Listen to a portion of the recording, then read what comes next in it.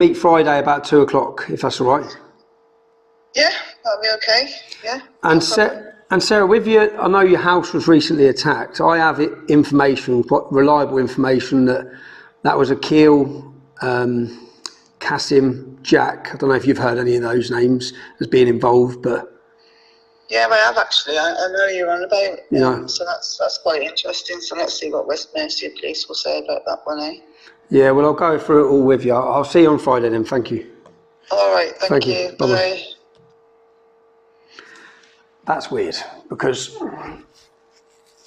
that's Sarah Rushton. Sarah Rushton's a survivor of grooming in Telford. But when I say we've obviously got 12 girls we've worked these programmes on, 12 girls that have sat down, 12 girls that have been willing to sit on camera.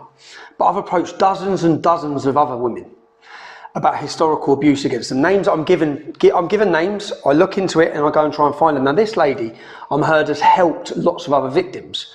I've approached her. When I approached her, I got told in no uncertain terms, fuck off, okay? Some have been welcoming, some have been cagey, some have been abusive. Sarah Rushton was one of them who was not interested at all in working with me. She's made it very clear she does her own work in helping victims of grooming and didn't think my politics benefit the situation. She was quite clear about that. But something's changed.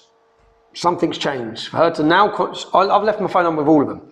She's now contacted me, wants to meet up. We'll see her Friday and find out what's going on. And find out what's changed her tunes. I'm aware that her house has been smashed to pieces recently. So it's probably that. We'll speak to her Friday. Since I put out my promo for my first episode, there were 7 or 8 firebombings, multiple houses attacked. It's one of those attacks that's brought us together. Yeah, unfortunately, yeah. Can you tell me what happened? So basically, after you put your promo out, I was standing in my bedroom window looking down at my son. He was in the car and a black Audi pulls into our driveway. KP12 NUH was the reg. It was a black Audi A4 and I'd just seen Asian driver with a beard. He took a look at the car, which my son was in, and then he looked up at the window, seen me, and that's it, he's backed off. Part of me was thinking, what the hell? And then other parts of me is thinking it could have been a delivery driver, he's got the wrong address, whatever. So my partner had taken the dog for a walk at the time, so I just rung him and said, like, you know, what had happened, this car had pulled up. And then I thought nothing of it, to be honest with you. Nothing, you know, it didn't come back, just left it. Later on that day, me and my son goes out, we go shopping, coming back from Wellington and driving up the road where we live. As I pass this car, I clock the car as he clocks me, and he put the brakes on straight away, so I knew that he was trying to stop, to turn around. So rather than turn into my junction, I span the car back round so that I'd be following him. And at that point, he just span his car around, he come flying back up the road. And as we were virtually front on, he just swerved the car, and I don't know how, my lad, 15 at the time, he just grabbed the wheel off me. And we flew past, and then he put his brakes on again, so I just put my foot down, got stuck. There was a black Golf, and I don't know whether it was trying to hold me back or whether it was just me being paranoid at this time, but I was going to turn left at this point. He stopped me from doing that, pulled off very, very slowly, and then he took the left, so I just belted it, went down through Hadley, down a one-way street, trying to just get back to the house. Gets back to the house. Obviously, we had to ring the police at this point. They've come out, said that it's not much of a risk, so we couldn't have any security or anything put in at this point.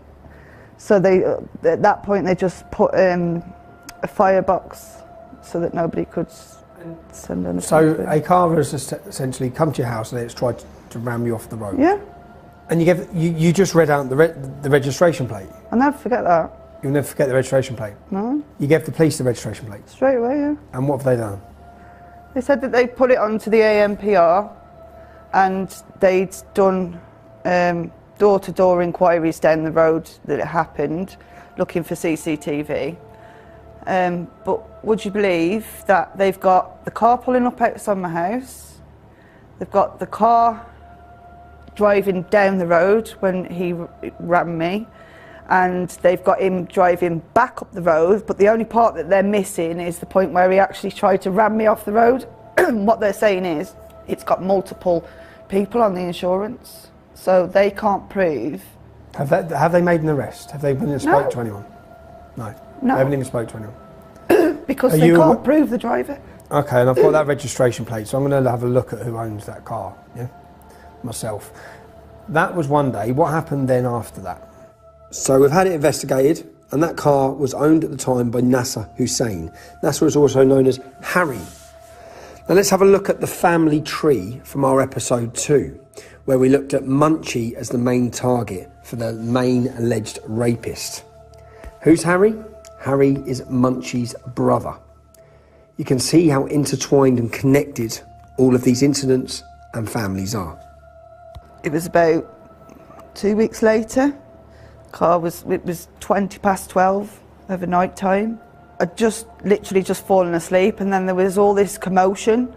I could just hear banging and smashing. I didn't know where it was coming from. I opened my bedroom door. My son's coming towards me saying, "Mom, what the hell, what the hell?" And I could hear a beeping, but the indicators of the car were flashing through the curtains, and straight away I thought it was fire. I opened the curtains and realised it was the car, and I could just see debris everywhere, like just parts of my car all over the place. At that point I couldn't go out. My partner was on the phone to the police. Luckily, because of them ramming us, trying to attempt to run us off the road, they put the gas warning on the property. So when we rang through on that night where they smashed the house up, it literally took 4.5 minutes to attend the property. And the whole street was swarmed with police. The sergeant come down and he had them knock on everybody's door in the area, basically trying to get the CCTV. And have they got, so I believe, how many men turned up at the house? 3, there was 3. Were they armed? Were they? Yeah, they had an axe, an hammer, baseball bat. You can tell. What did they smash up? They wrote my car off. Wrote your car off? It's gone to the salvages now, it's gone. My front door, the glass in my front door, my window, glass gone out of that completely. Luckily, my neighbour heard it and she screamed at him. And as soon as they heard her scream, that's it, they ran. Have any men been arrested for that? No. Why would Asian men, Pakistani men within Telford, why would they be targeting your house or yourself since I put my film out? Why do you think? I guess it's guesswork for them. They're trying, any survivor, which I am a survivor. So you're a survivor of? Sexual abuse when I was 13. You're 14 years old, you're pregnant, you're living with a 42-year-old Pakistani male. What was the situation with your mum and dad at this point? Like, were you missing from home? Yeah, I ran away. So you were missing, so you'd run away from home at 14. 42 years old, you're 13, 14 now, and pregnant. Was there any involvement from social services? Where were social services for a child in this situation? Where were they? They never come out to the house, never did a visit. I remember having a meeting down in a house in Wellington somewhere, and he was sat by me. Every time I had a meeting, he would be there, so I couldn't open my mouth. You have a meeting with social services, and the perpetrator, who's 42 and Pakistani, was present in the meeting? Yeah. At every meeting? Yeah. And I'm sure he was registered as my foster dad. Just you two? Yeah. You're pregnant at the same time. Were social services aware you were pregnant? Yeah. Yeah. And the school. And the school were aware? Yeah. No questions? No, he used to drop me off at school in the taxi. He used to drop you to school and bring you home from school?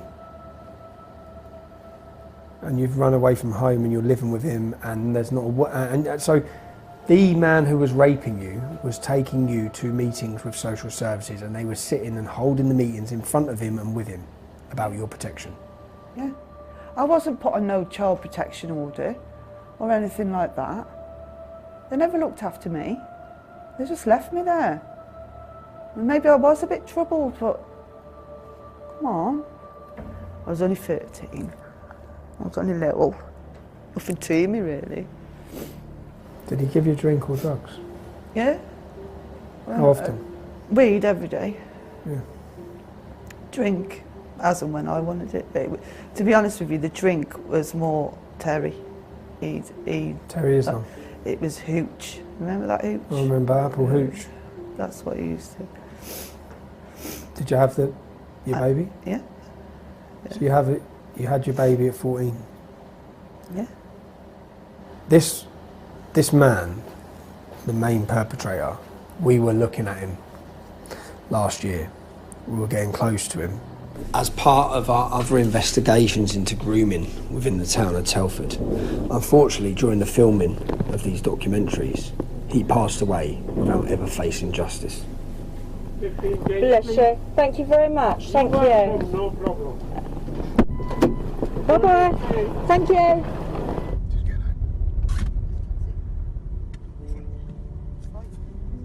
Well, I had the police come out of the blue to my house and say that another victim had come forward and that they'd been told to come and see me by this victim so that I could back up what she was saying.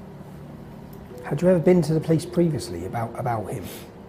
I went to victim support when I was 16 because it was meant to be a confidential service, and I didn't understand then that it's certain things that they have to take forward, they can't just leave it. So I didn't understand that then, and I just laid it all out on the table, and she said, just give me 2 minutes and I'll be back with you. And she come back in about 10 minutes later with 2 CID officers. So she'd rung the police. And how come no action was taken against him? Because I was too scared to go to court. Too scared? Yeah. When you've gone missing, you're living with an older Pakistani man. Was your mum going to the police? Did she go to the police? Yeah, my mum and my dad. But they said to my mum that it's better to know where I was, and they didn't want to rock the boat and have me run again. That's what the police said to your mum? Yeah, and that I was settled. And my dad, it sent my dad a bit, he was constantly on the phone, and he spoke to a sergeant and he said to him, your daughter's not the first victim and she won't be the last. I can tell you now he's fathered several children with children. I'm still there. But they didn't do anything? Nope. Because nobody had come forward. You were still living with him? Well, there's proof there. What? He's, so we were getting close to him, we were looking at him, and then... He's dead. He's dead now. He's dead. He died. Told me I was a filthy gory, something like that. Do you know what that means? You're aware now of what that means? What is it? A whore? White trash, white slag. Yeah, well.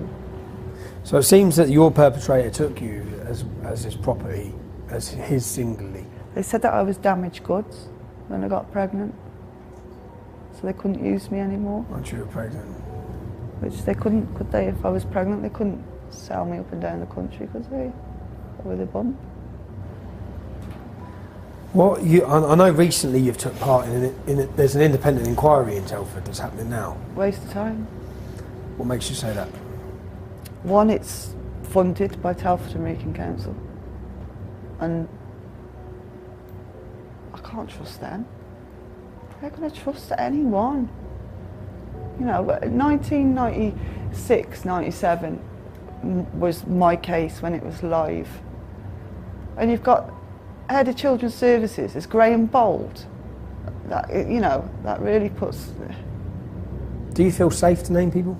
No. Have you ever felt safe? No. When was the last time you felt safe? When I was sat on my nan's lap when I was a kid and she was rocking me.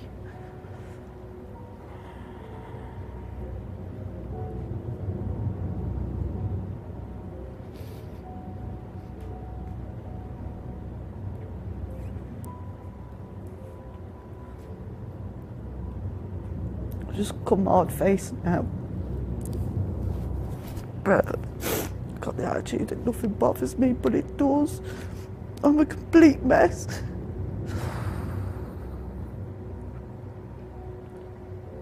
And I've not had counselling. I just got on with it. My way of getting my justice was to move forward. And I just threw myself into education, did whatever courses I could, raised my son the best I could. And I've messed up along the way, loads. I haven't meant to. I just feel a bit lost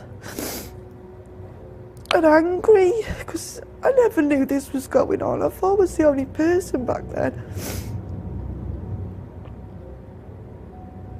And it sickens me.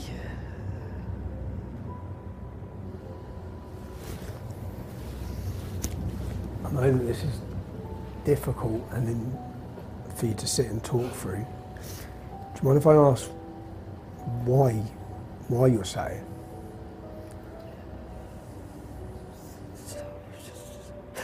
Why shouldn't I have a voice? Why has my voice always been lost? Why can't I sit here and stand up for myself without feeling scared of the repercussions all the time? I haven't done nothing wrong. I've never done anything wrong. I've tried my best. All through my life I've tried my best. Sorry.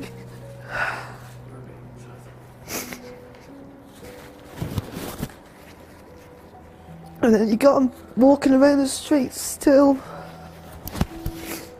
So when this was happening to you as a child, you was totally unaware of the scale of what was going on in Telford? I didn't have a clue. Not a clue. I promise you, I never No, knew. I sense from you, and you've got nothing. I can see that you are talking like you feel a guilt when you shouldn't, and you don't. There's no. I know, but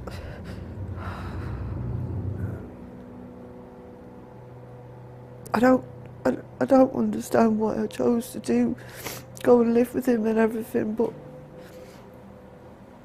I felt at that time I got nothing, I got nowhere. I didn't care about myself. I chopped all my hair off, burnt all my school stuff, my books. I just took a bitch fit, I guess. I didn't want to be me anymore. I don't want to be me now. Do you realise now that this was all that? Do you realise now that that's all the reaction of a cycle of abuse of a child? Do you view it that way now? Like, I know when you're... Could you see a 13-year-old child now? Could you imagine a 13-year-old child now being put through what? Do you see the crime? I'm doing this because I've got a niece growing up, I've got a granddaughter growing up, and it needs to stop because I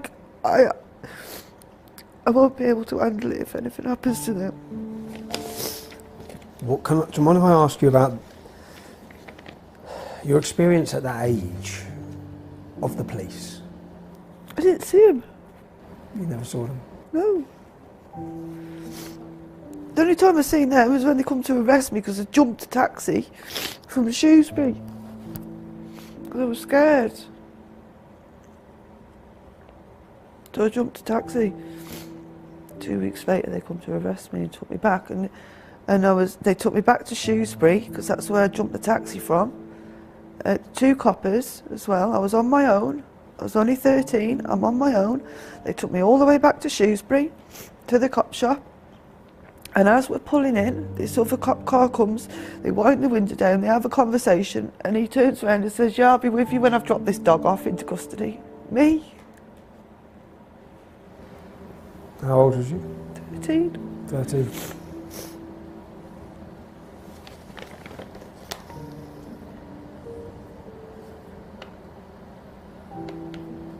You're still living in Telford?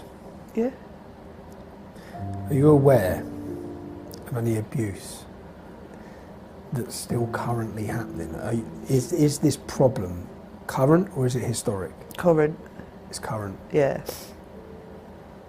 Yeah. I understand that you speak now with lots of other children and women who are survivors or victims at the time. Uh-huh. You've spent years now. Yeah. And I chose to do that because I'm one of them too, and I can feel, I know their pain and their fear. And I know that I feel that if there was something like what we have out there back then I wouldn't have felt so alone in the world. You know, I felt there was no support, there was no one to turn to. And that's sad, because everybody needs somewhere to go. Do you know what my dream would be? And if I won the lottery, or if I come into any substantial amount of money, and I promise you this on my life, the first thing that I would look into is buying a retreat, so that these victims have got somewhere to go, even, you know, if it's for a night, or where they can get an education, proper counselling. That is the first thing I would do, because there's nothing, and that we need that. There's nothing, and why? The council, the police, everyone's now aware that you were a victim. You know, when I disclosed at 16, they put a file in Marisgate police station with Chowdhury on it. When Chalice come about, not one word off him. They didn't come and see you? Not one word. So when Operation Chalice came out, which was to look at the historic and go through the files, you have a file that shows you were impregnated at 14, you were living with a 42-year-old Pakistani man, and they didn't come and see you? No. You've never heard a word from Operation Chalice? No. Not a word. So how many other girls like you do you think there are in Telford? Because I've seen your top police officer attempt to dispute the figures of victims. But do you think we're aware of all the victims? Do you think the police are aware of all the victims? No. This is massive. This is huge. And there's so many that are too scared to come forward or ask for support because they don't feel like there's anybody there. Have you had any counselling? No. Where are you with trust? I ain't got none. Who do you trust? No one. Ahmed Nawaz? He's Becky Watson's killer. And Becky's in the ground, 13-year-old child. Sarah.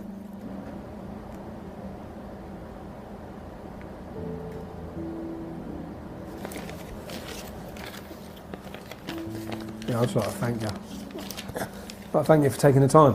And no worries. okay, man.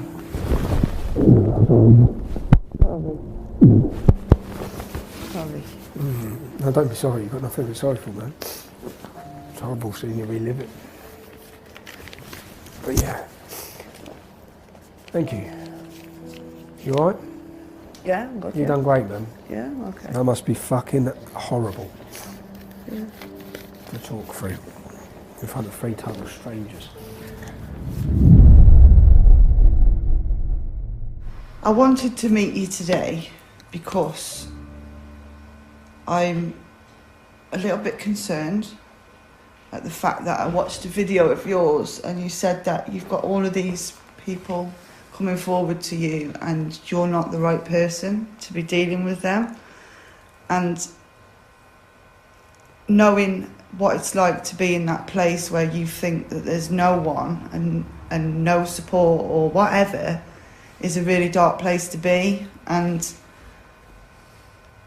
I am in the process now. I've worked with victims and survivors now for a good few years. I've done my own research. The fact that, as I've said, I'm not the right person for this. Yeah, I'm not a counsellor.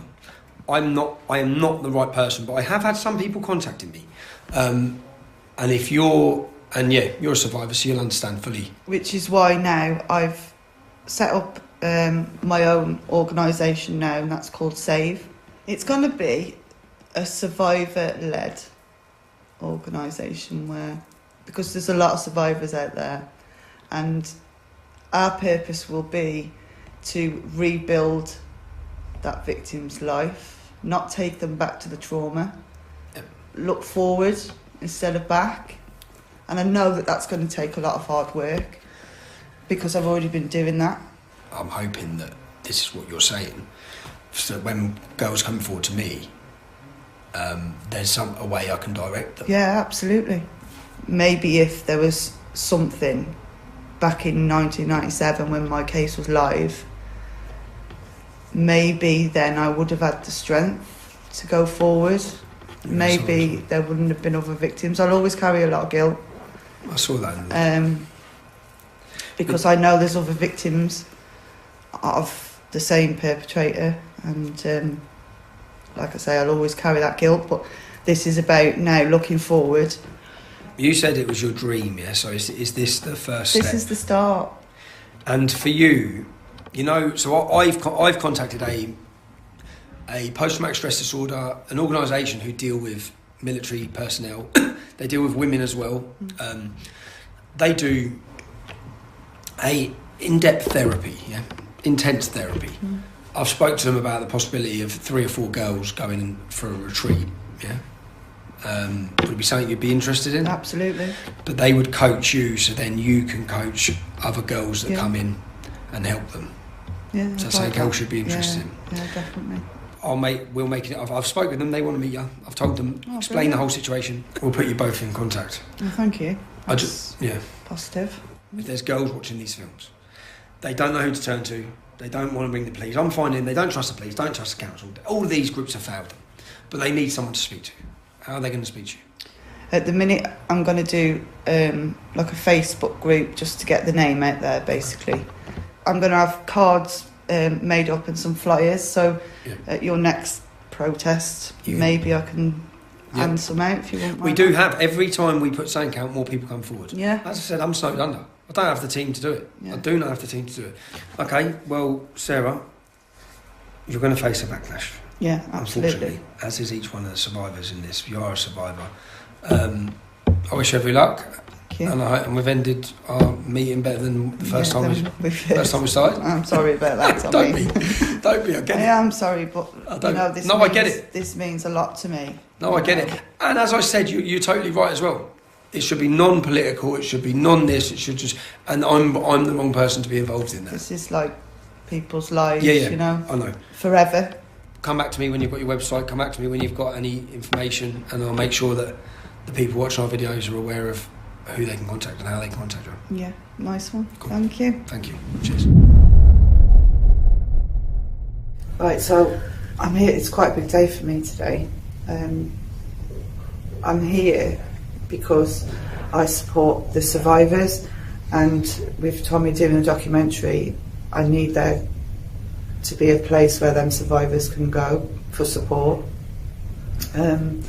So today I'm meeting with 2 people from a mental health charity, and they specialise in non-trauma therapy, which I think is the best way forward for these survivors. The last thing you want is to take them back to the to that trauma.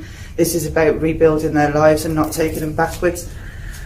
So I'm hoping that this today goes really well and that we get the outcome that we want, which is for possible training, and so that, and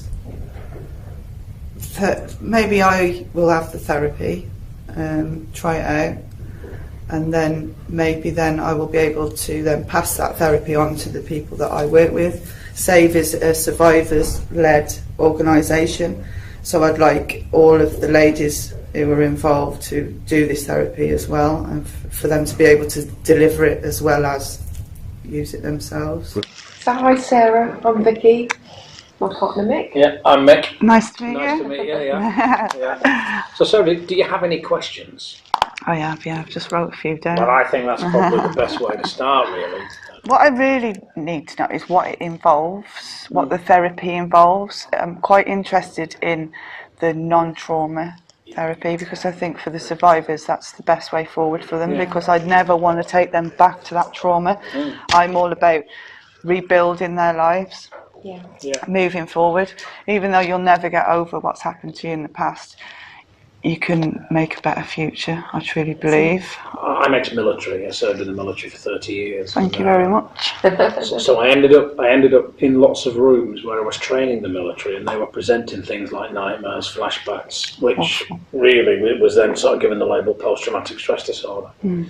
So first and foremost, it's non-trauma focused, and equally what we look at doing also is if anyone's medicated, we look at helping them coming off medication, because ultimately your body, if it's treated properly and if it's put in the right emotional space, can create everything that it needs to create. So that's like a long-term thing, and we always do that with medical guidance, but essentially we want you to be chemical free, we want you to be alcohol free, drug free, distraction free, so that you can get on and live your life. We literally help people change all of the emotional stuff that they've experienced that's holding them back, and that's what we do. And of course, this is, you know, all of the quality work is always done as a one-to-one. We do run group work where we get groups together. All of the quality change is a one-to-one session. Yeah, because a lot of people struggle with group. No, absolutely, they do. You know, a lot. I'm, excuse me, I'm one of them people that I like it to be on my own until I've built trust, or you know, I know where I am. We just literally run a 7-day. We've just done a 3-day program for 7 people. There's no requirement to talk as part of that group, not until you've changed. Because when you've then changed, what happens is every conversation you have after you've changed becomes cathartic, and equally sharing experience with others at that point, if you want to, is a very, very powerful thing. So ideally, we would want to train people that have been through that journey in some of the stuff we do, because some of it's very simple. And I've never believed, even from the offset, which I started in 2006, and I've probably sat with way over 4,500 veterans, just veterans on their own, you know, in one-to-ones. We've never believed in coping strategies because they just really, it's like putting a plaster on something. Masking the problem. Yeah, and of course, you know, there's really nothing can touch it at the level of emotional transition. So how long does it take out? How do you do your work with these? How do you do it? So generally speaking, what we would do is we'd look at creating a change program for a small group of people. But that group would stay together for 3 to 4 days, and what we would do is they would all receive individual one-to-one sessions that are designed to change them. There's also a level of education that goes with it, so they can understand what makes them tick, they can work out the triggers, they can also have moments where they recognise what they've changed, because that change needs to be integrated into their experience. You know, we kind of describe ourselves as a tour guide. We take you on a journey, and we guide you through a series of questions where you go in and you find your own answers at the level of your unconscious. And this may seem quite a difficult thing for you to get your head around at the moment, and we would totally understand that. But you have all of your answers in here, whether you believe it or not, and we take you on that journey so that you can change your relationship at the level of anger, sadness, fear, guilt, hurt, anxiety, that we help you change your belief system. So after they've done that 3-4 days or whatever, what happens then? Is that it? Is that... No, No, not at all. People can... We've always we create communities anyway. But equally, what we would look at doing with any particular organisation would be to create a group of its own coaches. So it's got its own focal point, it's got its own expertise, and it can then help itself, which is what we've done with other organisations. What do you ideally want out of it, Sarah? What do you see is required based on your... I'd like to be able to deliver it as well. I'd like to be able, you know, like I say, it's going to be survivors led, so all of the girls are going to need the therapy, and possibly the majority of them are quite capable of being able to deliver it as well. My aim, my long-term goal, would be to have a retreat somewhere. To rebuild somebody's life, sometimes you've got to take them out, like you've just said, take them out of that situation, put them somewhere else, let them reflect. Even if it's for a night, if it's long-term, whatever they need. Because like I say, there's nowhere, and I truly believe that if there was somewhere, the world would be a much brighter place for these survivors. We're quite excited about the potential to help. And that's how I feel, and you've just got to get a little help along the way, haven't you? And we're not into long-term. We're not into long-term relationships either, Sarah. You really, this is not protracted. It's not years and years of therapy on any level. No.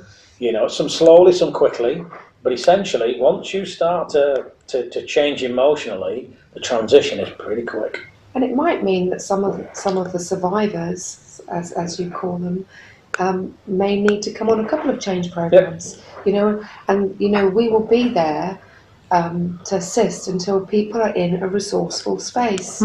And you know, but sometimes that requires, you know, doing a change program, going away and reintegrating the new you, because the new you will be born. And we're very much about, you know, and Mick has the skill set to do that, to empower you and anyone else that want to go on and do this independently. You know, there's no need for us if you have the right training. We can produce all the coaches and the trainers, so there's no problem. I'd like that. I'd like I say, I'd like there's to be a nothing more coach powerful than a survivor talking to another survivor. You know, we find it with veterans. We trained a number of organisations with their own veteran teams, and of course the biggest cry with the veterans was nobody understands us.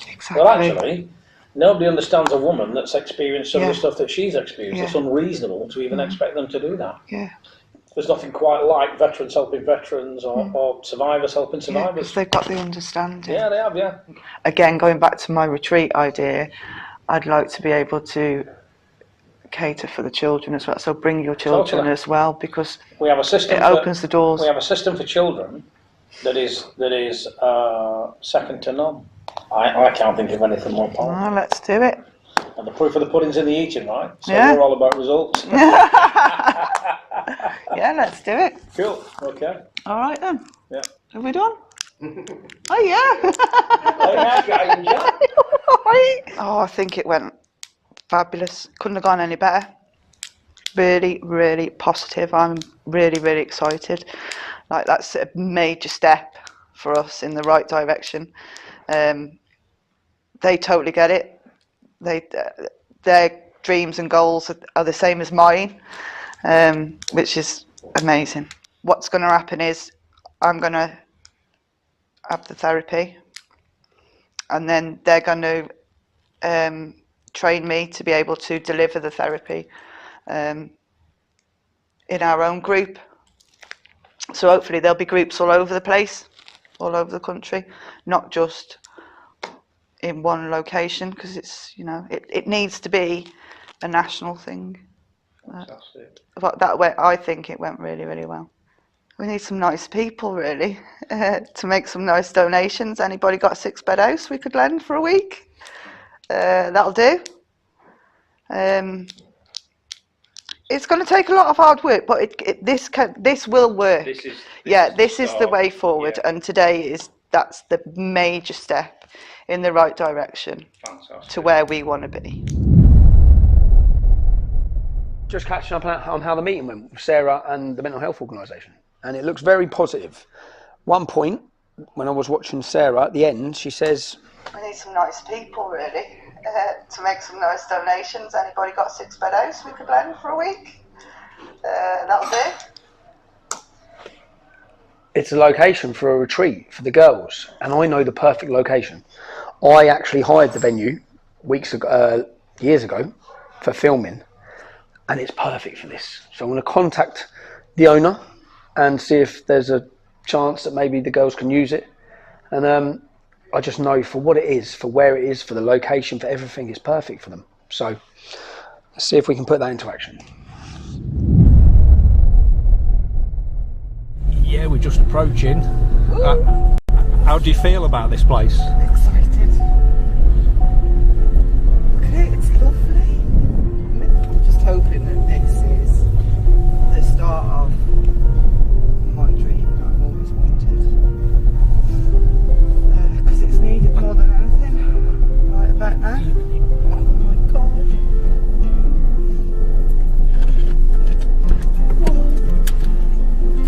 Here we go.